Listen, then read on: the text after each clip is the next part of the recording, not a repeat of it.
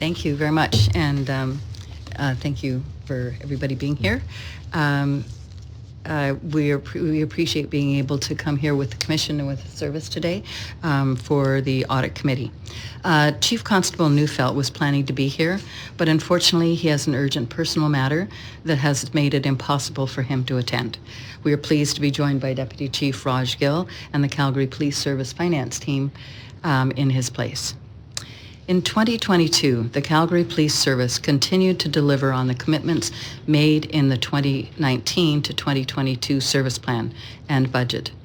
It also worked on the added priorities of responding to calls for police reform and changes to service delivery that followed the 2020 murder of George Floyd in the United States. The service also continued its push towards modernizing human resource management and wellness practices, which included civilianizing many key positions.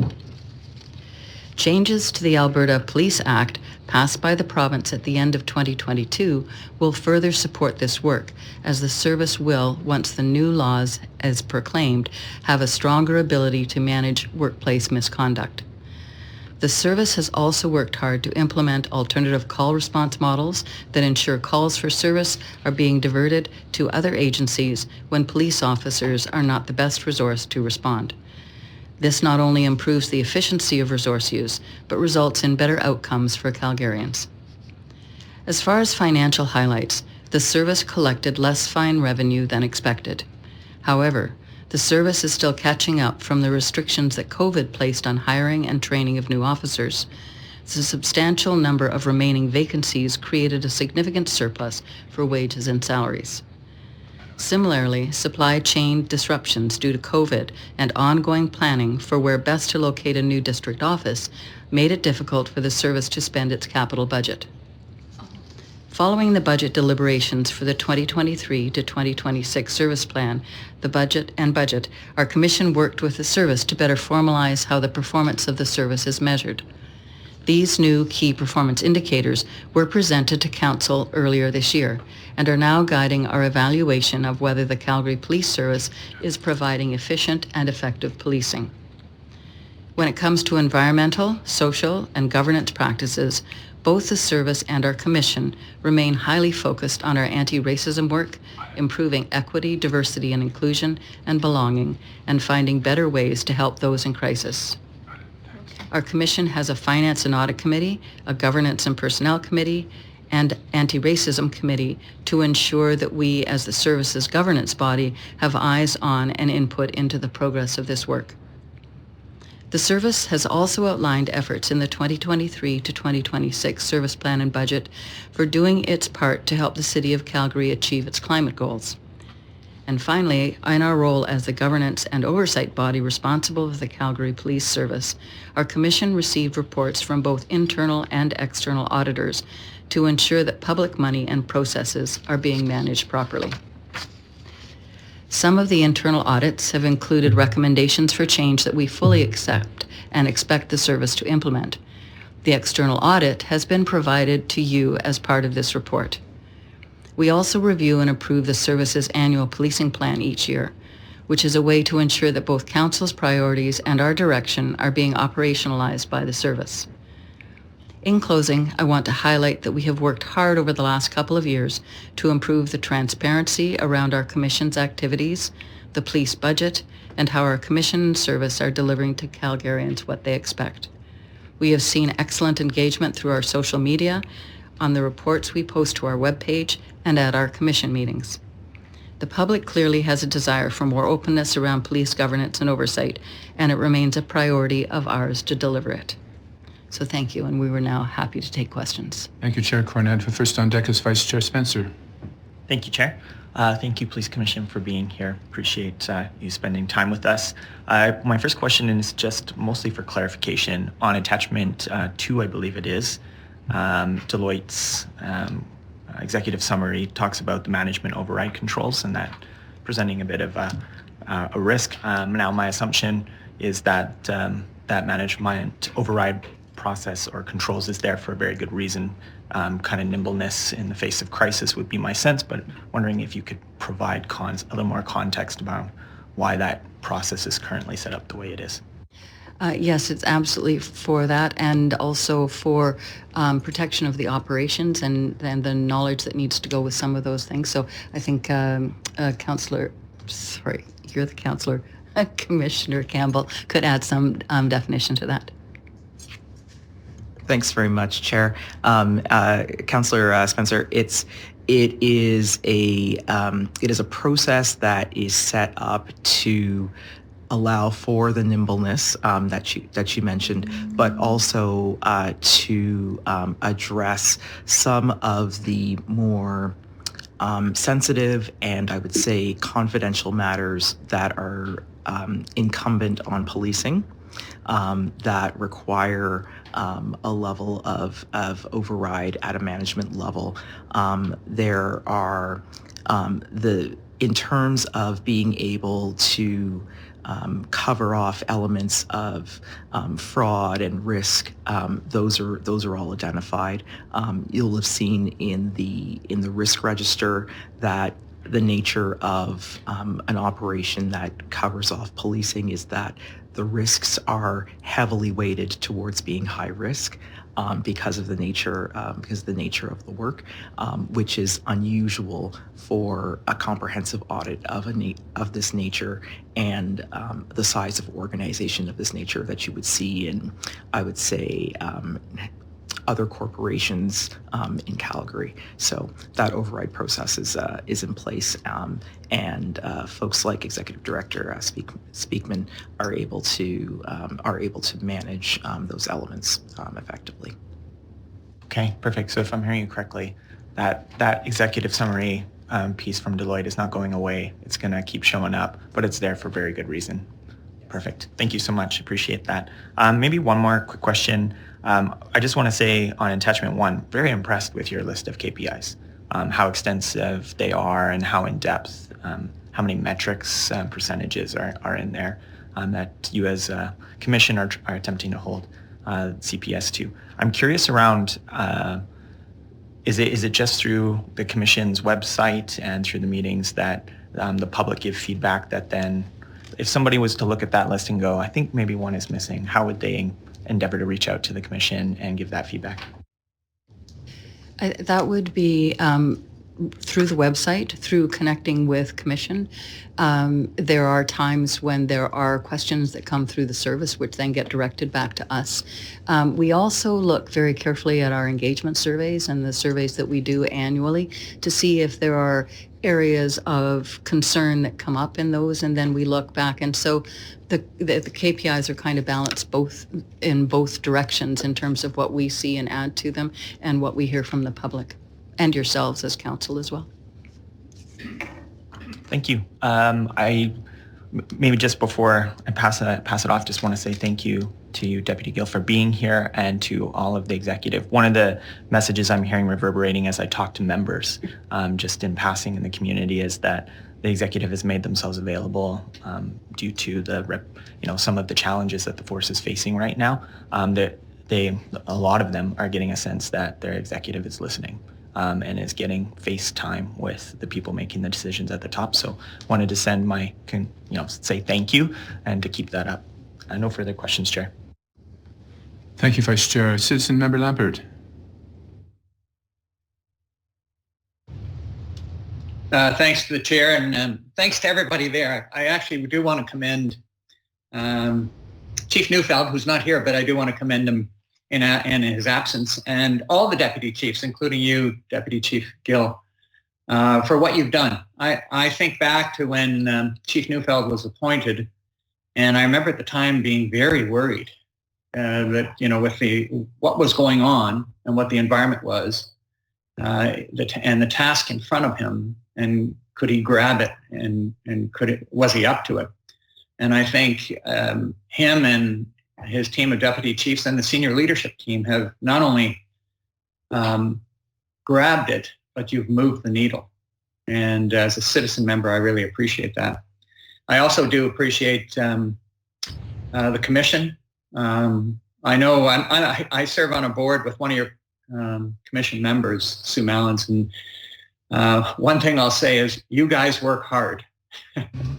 she's had to miss a few meetings, one morning meeting just because you had deliberated through the night, and then other meetings where she's had to leave the meeting to go to a commission meeting. So you work very hard. My only concern is, do you work too hard? So it's I'd like to commend you just for your commitment and your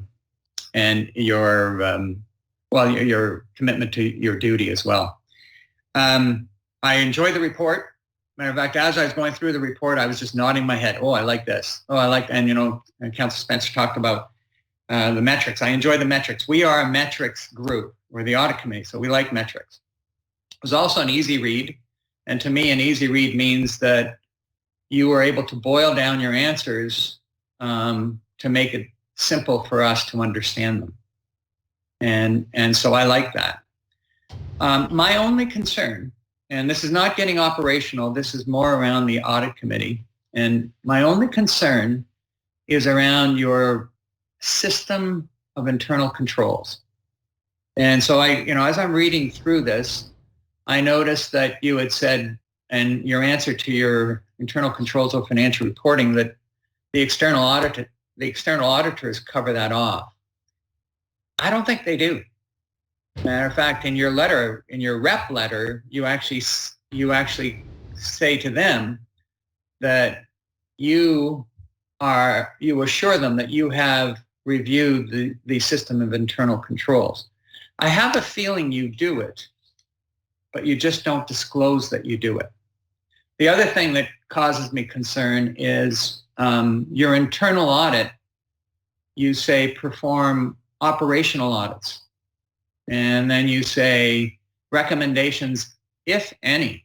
And I'm saying if any, which suggests you don't necessarily expect recommendations. My experience is there isn't an audit that happens that you don't get some recommendations.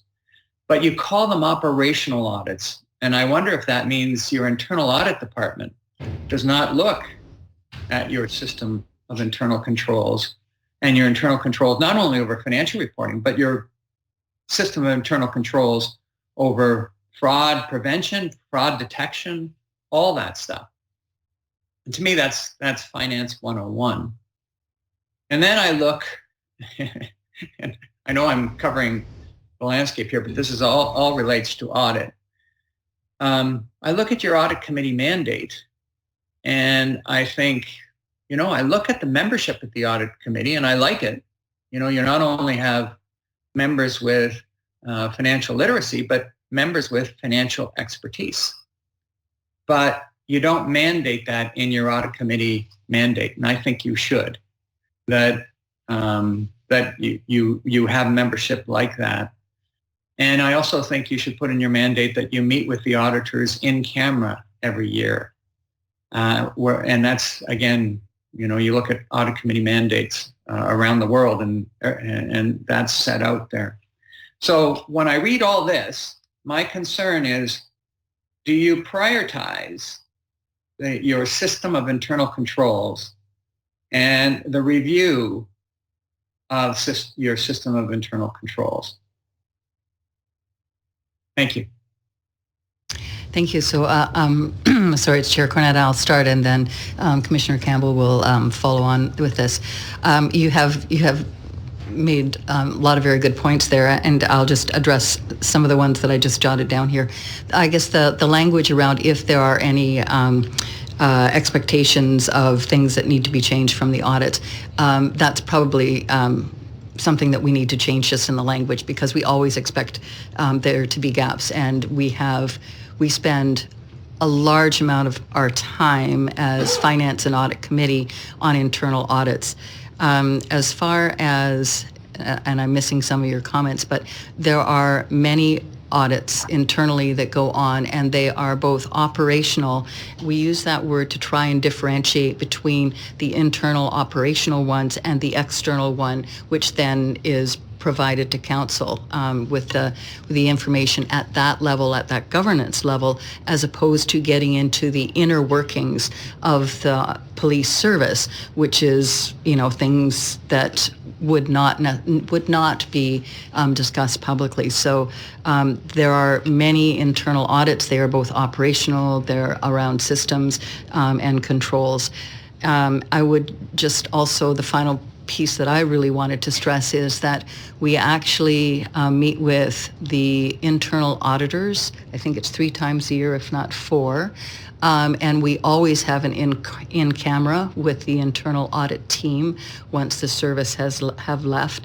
And we pay an exceptional amount of attention to all of the internal audits, going back to years before, looking at the current ones, what the gaps are, if there's any similarity or trends that we need to get back on top of and make sure they're addressed. So there's a lot of work that goes on in the internal audit process. I think that covers many of the concerns you have.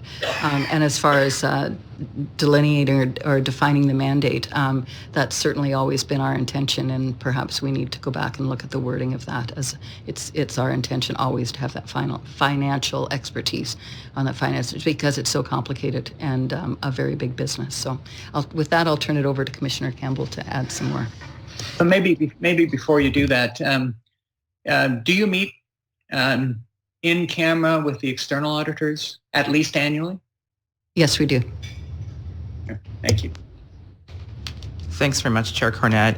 It's Commissioner Campbell. I'm the chair of the Finance and Audit Committee. Chair Cornett articulated it beautifully. With respect to our system of internal controls, that is a focus, and I would say an extremely high priority for the Finance and Audit Committee of the Calgary Police Commission. To that end, I would say in our last committee meeting, which was just last week, it was actually the entire focus of the conversation was on internal controls.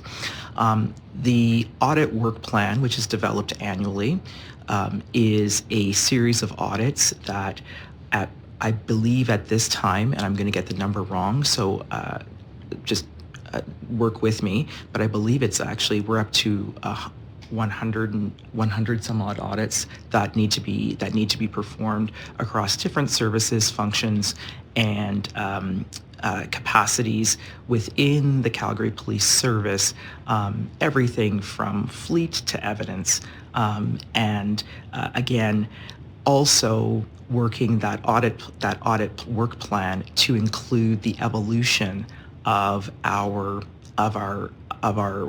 work. So thinking about now, how do we actually develop appropriate audit processes to deal with items like, for example, inclusion of race-based data in our systems. That's not something that we've had a process for, but we're going to need to have that eventually, and trying to also set that as a strategic goal for the service to develop internal audit processes to then support the inclusion of new features and accountabilities within their systems. To Chair Cornett's point, in terms of meeting with the internal auditor, we have that opportunity as commission. We take that opportunity 4 times a year, and we have the flexibility to increase that at any time by requesting a meeting with that team. In addition, we do meet with the external auditor annually, and again, have the flexibility to meet with our external audit folks on request. The audit committee composition, to be able to mandate that, is something to consider. It's a difficult thing to put into a requirement more so than a suggestion, but it is something that as a commission we are acutely aware of and ensure that we support the Finance and Audit Committee with the appropriate people from our selection of commissioners, because of the complexity and the importance of the CPS and the size of their budget and financial influence on the city. And then last but not least, again, was the evolution of our audit processes to include the new accountabilities and features that CPS has under their umbrella. Thank you. And if That's I, great. sorry, just one other point that I think is important to build on Commissioner Campbell's comment about the number of internal audits and the work plan that we have ahead of us. One of the issues is how do we prioritize those, because there are so many. And so to that end, a couple of years ago, we implemented an internal risk register, risk management system. And so that actually has evolved over the first year, which was, I think, 2 years ago, from where it was the executive leadership team with the audit team who worked together to put that together, to where now this past year, that risk register has been worked on by every department. So they've taken it right down into the organization. The audit team leads it. So there's an awareness and an understanding that risk and audit is not just an external Deloitte thing that happens once a year somewhere else. There are audits that go on, and there's a team along with the SLT and the ELT, the executive leadership team and the senior leadership team that work with that and develop the risk register, which from there helps direct and provide input to what the audit plan should be. Sorry, I'll leave it there. We could go on a lot in this, but yeah, I'll leave that. I sense that, and it is all music to my ears. A lot of what you're saying. I think one comment I would make around the mandate. As the Audit Committee of the City, we always look for all of our entities to include on their respective audit committees a requirement around financial literacy and even verging, we like to see financial expertise on the Audit Committee. So I'd encourage you to include that in your mandate. And I do understand the challenge of weighing who your commission members are relative to the issues facing the police service. Also, I'd also encourage you, just because when I read the balance of the report, I thought, very good communication around priorities, KPIs, what the police service is doing. I'd suggest it be that comprehensive around your audit committee and your internal controls, because I hear you saying what you're doing. That's not what's in the report. And I'd encourage you to include in the report your priorities on, things that are quite, for external parties, quite mundane, but really important, which is internal controls. So thank you for this, by the way. I feel a lot better having heard from you. Thank you, citizen member. If I could just jump in on this topic, just to be clear, the work plan is in place. That's what I needed to hear succinctly. Thank you very much. Councillor Wong, please. Thank you, Chair, and thank you, Commissioner, for being here. Chairperson, every time I look at you, pardon me for saying this, I always call you Chief. And the reason I say that, pardon me for saying that, is that you really embody the police service as well. So thank you for your dedication to the police service. Thank you for being here. My questions are really not so much around the audit as much as around some of the statements that were being made in the covering report on ESG. Okay, on the ESG side of the equation, make references to targets around emissions, building, the things you can do from building side, electricity, gas, everything else. But the other part of the equation, what I didn't see in this report was commitment to reducing vehicle emissions. And if you can speak to that, thank you. I can start, and then others can add detail as we go along. That is absolutely a focus of the service, is looking at what the fleet contributes. So there are, and won't go into too much detail, and I don't have all of the technical answers, but in general, we're definitely looking at how, when the fleet turns over, what vehicles. So we've been testing hybrid vehicles for quite some time. We've also worked at the protocols around turning off your engine when you're stopping, and all those sorts of things that would reduce emissions. One of the key balances that has to be maintained is then the operational side of it. So if you've got a cold day and you turn off your car, or even if you turn off your car and go in and get a coffee, when you turn back on your car, you need to either have a battery that's big enough that keeps all your computers running, because that's the lifeblood of the car, and that's how you react to a situation. So trying to balance that operational requirement of having your computer, your CAD system, all of the rest of that running and available, along with how many batteries do you need in the car and how do you keep it charged up. But the hybrid cars are being evaluated. Temperature is a big issue. And are there other means over the next number of years that we can look at? But it's definitely a focus of the service, is the vehicle. I don't know if Commissioner Campbell and perhaps DC Gill would like to add a comment. Thanks very much for the question, Councillor Wong. You've of course asked a question that's in my professional capacity outside of this volunteer role, so I'll try my best to keep it brief. The Calgary Police Commission is responding to the climate emergency that's been established by the City of Calgary, and for the Calgary Police Commission and the CPS, that means a review.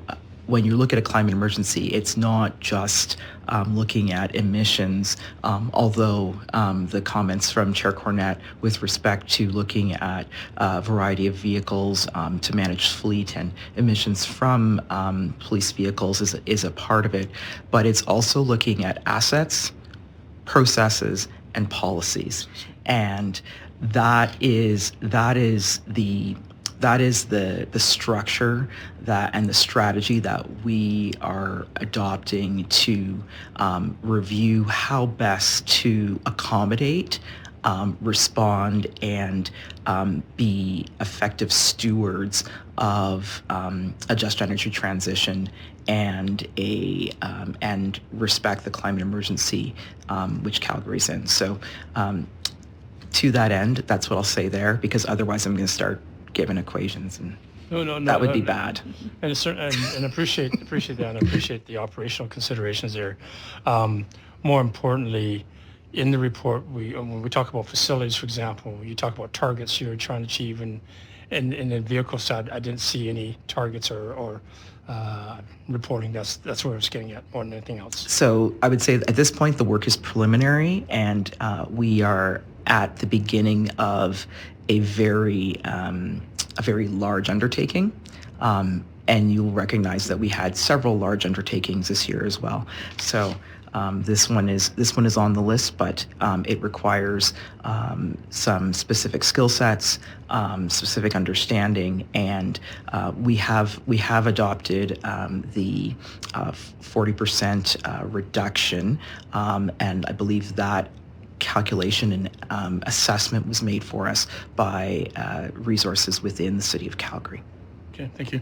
The second part of the ESG is on the social side of the equation, and in that element, there's a lot of good actions, good strategies in here as it relates to our Indigenous, our Black community, and the racialized community.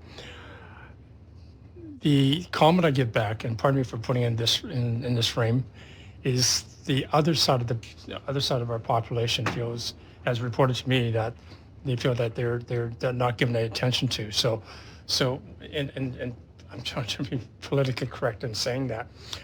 In the downtown core, as an example, we have people in the Eau Claire area, and they feel, well, there's a lot of attention being placed, rightly so, Indigenous, Black, and racialized communities, but they feel they themselves are now, subject to less attention. And when you take a look at the downtown safety side of the equation, they're constantly going at me, and I've talked to District 1 about how we ensuring that. So I guess my question here is, from a reporting perspective, do we have balance to ensure that that all elements of the population are being served? Yeah, and thank you for that. And it's a very good question. I think that that is a tendency of society in general right now, in terms of where the focus is, the alternative call response, and all of the effort, energy that's put to that. The other side of that I think addresses this is the work that we do as the service to promote safe communities.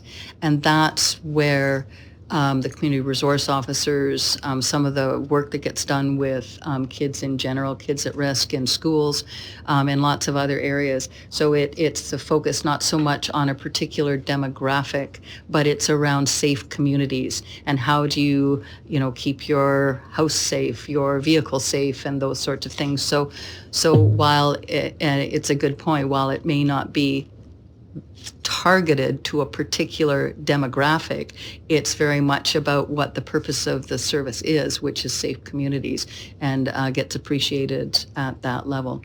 I don't know if there's other things to add, but if that answers your question. It does. Thank you. And then the last part of around the G, which is the governance side of the equation. And this, tell me, Chair, if this is reaching in the service side versus the commission side. We often get comments from constituents come to us and around satisfaction. And I know you've got metrics in here as to how you measure satisfaction, trust, and that.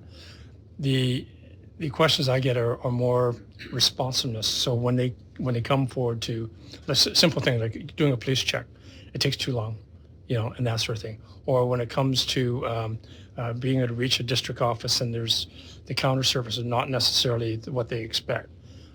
Is that a service question or a commission question you'd like to respond to? So I can respond at a level, and then you can tell me if we've got to what you're asking about.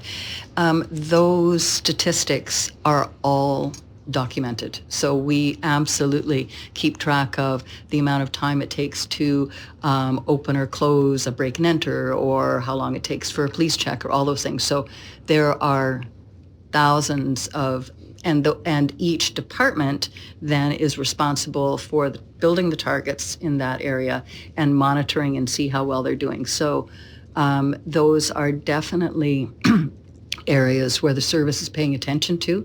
The targets and measures are under the very broad heading of the key performance indicator is the trust of the society in which we serve.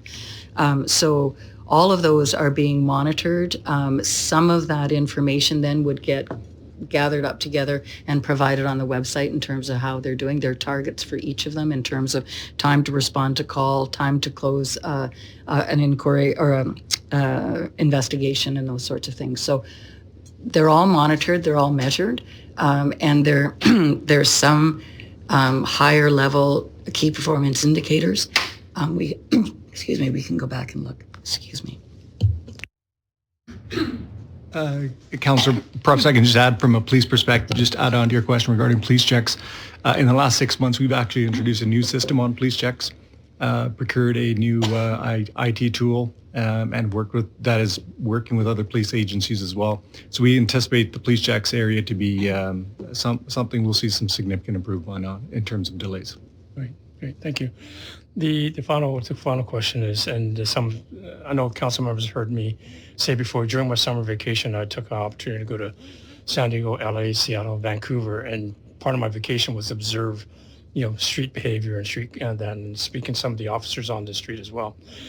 But I'm not going to get into that so much. The general theme, though, of what I observed, and the general theme, I think, of what we hear is that, Calgarians want a clean, safe, secure city. Therefore, they have a great community, great business environment, everything else as such.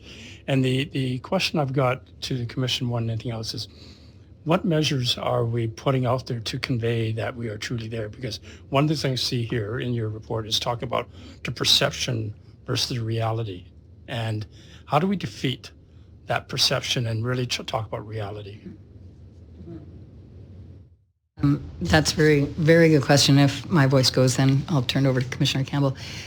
We have worked extremely hard over the last year or 2 years on our external engagement communication. So we've done everything from, for example, the police summit that we held a week ago, our website, LinkedIn presence, and I will have to shout out to Director Odlin because he's been helping us with making sure that we do that as a commission.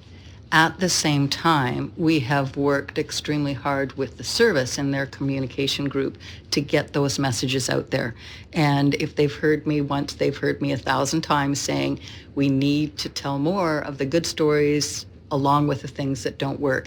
So I think if you went back and looked about 2 or 3 years ago what the website is versus what it is now, albeit the website is only one tiny part of it.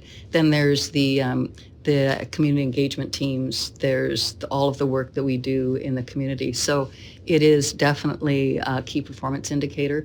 We've been working hard with the service, requesting that they look at their communications group and do they have the right balance. In the olden days, it was how you responded to a call and whether you put a briefing note out or not. So now there's far more attention paid to the engagement side of it with community, not only talking about what the problems have been, also what people can do to help be part of making this city a safe, welcoming place, because there's 2 parts to that equation, and then also some of the really good news stories that have been achieved. So really good question. There is a lot of work going on in that area, and there are key performance indicators absolutely in various areas. Great. And thank you for reminding me about the summit. That was a very, very good session. I got a lot of good feedback from my community as well as BIAs that they really appreciated being there. They know there's another step to be taken, and they're partners with you to do that. Thank you. Thanks, Chair. Thank you, Councillor Wong. Public Member Kim, please. Thank you, Chair. As a citizen member, I thank you for your service. It is a tough job that you do, and I can appreciate the challenges just at the surface level. So I can only imagine how difficult it is. To echo my fellow committee members, your material was very well done and very comprehensive, particularly your annual policing plan. I looked at that and I thought, oh wow, this is annual? I thought that was more of a 5-year plan, but the fact that you're trying to achieve that annually, I applaud you. In putting together such a plan, just wondering how you engage stakeholders, whether they're employees, the public, councillors, into your plan so that you can ensure that they're engaged, that your plan is informed with what is really relevant, and making sure that it hits the mark, so to speak. That's my first question. And then my second question or comment would be, I applaud the direction that you're taking with your risk register and moving risk in that direction. That's fantastic to hear. And my follow-up question or last question is with regards to a whistleblower program and if you have such a policy in place. Thank you. I think that the grave risk of forgetting the first question, but the third one, the whistleblower policy, that has been a subject of discussion at the Complaints Oversight Committee. We have to share the work a little bit, so there is another committee called the Complaint Oversight Committee, and that is, and then governance as well. But yes, we have a whistleblower policy. It's been reviewed and updated, and we work in conjunction with the city and their policies, so that because technically our employees are employees of the city, and so that's where that connection is made. And yes, it's been revised and updated and is in place. I think it's been 6 months or so since the final approval by commission. The first one, as far as the annual policing plan and how it gets put together, I'll start at the high level, and then Commissioner Campbell may add to that, and DC Gill. annual policing plan comes out of the strategic plan, so the 2023, 26 one right now, and we start out with that overall strategic plan. We work in tandem with the city in terms of what the strategic directions are for the city, and I think if you recall this past year, there was a lot of work done on the city's strategic plan and what they were looking at for the next 4 years. So that's where we get input from the city, and that can be either individual conversations with different areas or to the commission, or we also have our engagement surveys that we do every year, both the service and the commission itself. So that input is brought in. And then there's also, when we get down to the policing plan, there's also conversations within the service itself in the various different departments about what trends are they seeing, what things have worked, what hasn't worked, and what do they need to work on in the coming year. So everything from, whether it be IT or new technology or efforts at call response and things like that. So all of that is brought together, and there is a team that works on building that policing plan for the year. And then once that's built, it comes back to commission. We actually review that plan 3 times a year, the progress on that plan 3 times a year in the various committees, and we actually chunk it into pieces. So there's part of that plan that's reviewed by governance personnel, part of that plan by finance and audit, part of it will be through complaints, and part of it from the Anti-Racism Committee. So we try not to overlap too much, and then the whole commission gets to review it once a month. So that's a little bit about the whole process work, but the inputs to that plan are certainly from the service, both the technical side or what they're seeing around crime trends or technologies or whatever that might be needed, the employees as well, and then from council, from the city, from our engagement surveys, and we collect information that comes in through the diversity teams and things like that, the community engagements that we have as we go along. Did I miss anything? No, you did very well there, Chair Cornett. Thank you. So I'll start backwards to your questions, Member Kim. So the whistleblower program, that's denoted in question 17 in the report. So yes, that's in place. With respect to the risk register, thank you for your compliment. It is, it's one of those items of continuous improvement. I would say Ms. Bequin would agree with me right now that one of the items that we're really trying to work towards is moving some of those high-risk risks out of the high-risk category and trying to shift them across the risk register just from red to yellow. The nature of police work is that risk register is heavily weighted into the high risk category, and it means that when there is a finding from an internal audit perspective, it has a high risk attached to it, and it has a high priority, and it has to be done and have a standard operating procedure and all of the pieces and a response in such a short term that it's almost, it's difficult for the CPS to have sufficient capacity and resources and time to develop effective, sustainable solutions to those findings because they're so high risk and they have to be done in such a short time frame. So it's not that we're trying to deny the scope and size of the risk by any means, but trying to develop tools or frameworks or opportunities to put in place structure that we can truly move a risk from being a high one into a medium by having some boundaries or mitigation effects around it. And then the development of the policing plan, I think Chair Cornett did a marvelous job, and it really starts with that strategic plan, which for commission is really a grassroots process that starts a little bit earlier actually than the city starts, but that's nothing to, I'm not putting a jab in there. It's just more that we start talking about that in a very organic fashion very early on in our 5-year cycle. Thank you. Great, thanks very much. If I may just, thank you. Assistant Public Member, if I may. Thank you, Councillor Pootmans. Could I just add one brief clarification that's relevant to Citizen Kim's question here, just on the whistleblower programme? It'd be helpful just to explain the practice that's been established.